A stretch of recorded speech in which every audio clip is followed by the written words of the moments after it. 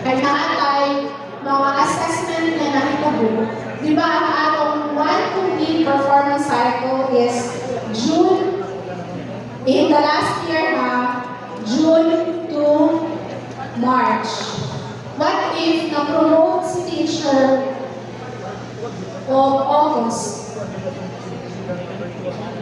Na-promote si teacher of August. So wala na siya naka-cover, wala na siya naka-complete sa one performance cycle. So the teacher has to wait for another cycle before siya maka-apply o position.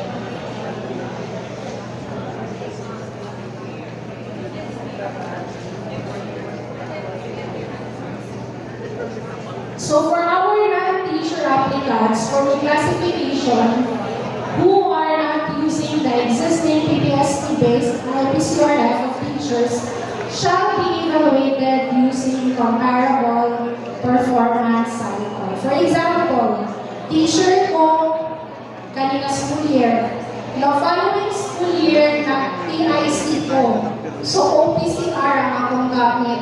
The following school year, nibalik ko o teach, so IPCR. So wala niya na kompleto ang tulong kanilang peer, tulong din makita sa iyang IPCR ang mga indicators na atong ipamita. So gamitan natin siya ang comparable performance requirements. So ang form na iyang gamiton is hindi na itong RFTP but the RFNP.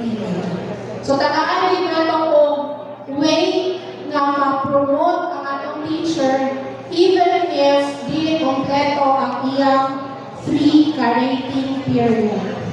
So IPCR, OPCR, IPCR, comparable performance requirements na ganito sa inyo.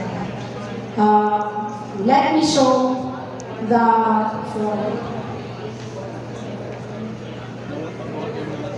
For our non-teacher applicants, wala na ito. Ang atong gigamit ng good for teachers is kanina form na RFN, RFTP. And sa RFTP, nakabutang ang tanan domains. So si teacher na OIC or na TIC for one school year, dili din makita ang tanan domains niya dali. So dili siya makakomply, dili siya makakomplete sa performance requirement. So, ang ating gamitan sa iya kanira RFN, TN. So, lahi ang iyang performance requirement value. So, comparable performance requirement, nawala po. Wait, sorry po. A form. Since si teacher, di man siya makakomply sa tanan na domains, 37 domains, kaya na siya ilapin na performance cycle because nag-OPCR siya, kaya nag-TIC siya. Yan. So, mag-RFN, TA siya. So, comparable performance requirement lang ang atong pangitaon sa iya. Yan. So, maskin lang comparable performance ang atong gigamit, mo-appeal gihapon siya sa comparative assessment.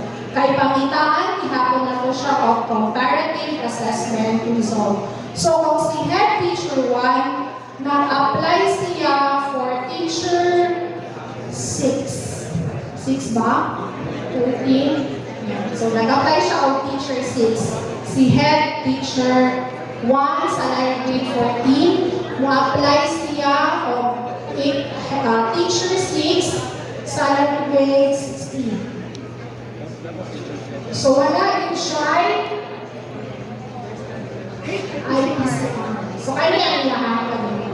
But then, mo-undergo nihapon siya sa comparative assessment na ito abuhaton sa Division Office for Teacher 6 applicants. Ito, ayan.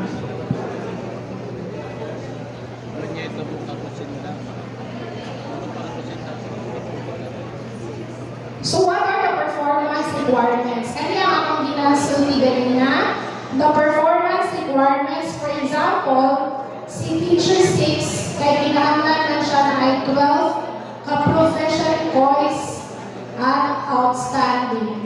So sa iyang OPCR, hindi na nato makita ang iyang voice. So mao to nga comparable na assessment ang atong gamiton sa iya, which is the OPCR. And ginahanglan lang siya, ginahanglan lang niya ma-meet ang very satisfactory. Okay. Next. So, kaya siya, 37 ka indicators for the 7 domains.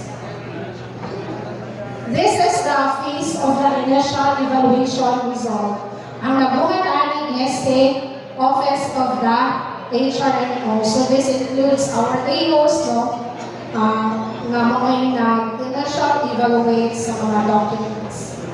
And after assess ang documents na ay ihatag sa HRNO nga notification if qualified ba siya or not. If naka-indicate sa iyong notice kung asa siya part of the QS nga na-disqualified. And after the initial assessment, if found to be qualified, mo undergo na dayon sa teacher of assessment. So, the teacher will be assessed based on education, training, experience. So, unsay kalahian sa atong Teacher 1 hiring o sa promotion. For Teacher 1 hiring, wala pa nato i-include ang PPST-based na performance. Ayan. So, familiar na tayo. Familiar na tayo ng increments table.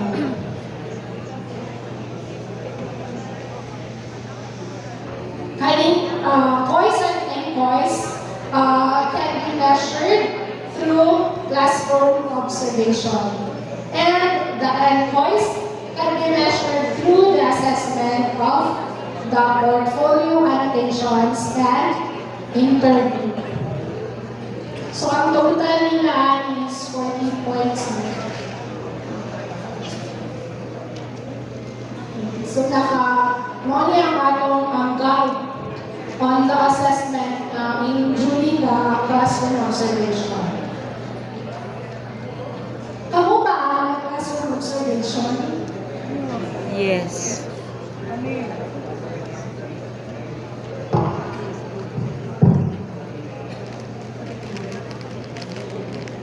So, kato ang core, kanyang MCOIS. And finally, naanagaling tayo comparative assessment result.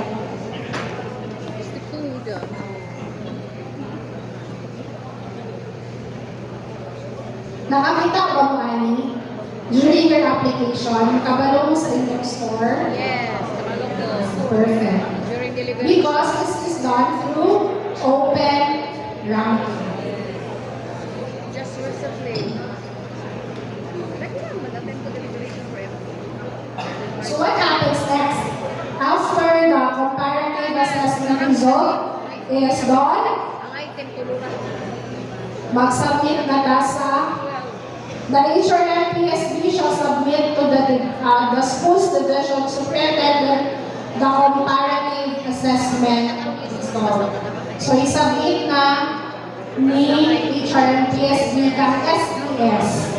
And please note na naatay cut-off score. So, our cut-off score is 50 points. Okay, so na-put important note din that the career, ang atong career comparative assessment result for a particular position shall be valid until exhausted. So, ang say pa sa vlog, katong mga naka sa car, sa primero, katong nakalista sa car, maugit ko siya, valid ko siya until exhausted. Katong mga 50 points up. Okay, so all remaining candidates in the career who met the 50-point cutoff score may not be accommodated for classification for the current year. Due to limited funding, shall be prioritized for reclassification in the next fiscal year. So ang kung nasa car na hindi ma-accommodate this year or this batch will be accommodated in the following year or in the following batch. And they shall be considered in the queue and shall not be required to undergo the assessment process. So, ang isa na kang undergo sa assessment process, dili na kang mag-i-assess ko through the following year. And the reclassification of their possessions shall be processed before all other new applicants can be reclassified. So, naipakita naman ako sa inyo kanina ang RFTP na form. So, kaya siya, more na siya. So, indicator ng kada domains. Ang amo lang mag-emphasize with this is kinahanglan isa-isa kong yun sa assessors. Kisa ang assessors to during the assessment. So, nag-assessor importante ang pag-check na to diri. So, dili lang yun na kanang check lang. Isa-isa ko din na to ang domains. Ang kinahanglan na to tanawon kung ba doon siya or VS. Kaya ma-matter po ang assessment na mo sa regional office. Kaya masayop lang kamay o check ma-BQ. Halimbawa, kung example, kung 12 ka indicators na O, tapos nasayop si assessor, ang iyang na-checkan na O is 10 lang. Tapos dito niya na-checkan sa BS. So, disqualified na dahil si Teacher Ana. Either disqualified or amo siyang i-valid into another for example, qualified siya to teacher. Ang iyang applyan is teacher 6. Pagtanaw sa indicators, kulang man pag-total sa check. So, pwede rin ako siya ang approval na is teacher 5 or teacher 4. So, si teacher 3, nag-i-applyan niya is teacher 6, tungod lang kay nasayop ang check, gihimo na siya ang teacher 4. So, lang, wala na ang atong bantayan po sa mga assessors. Mo na itugod sa committee.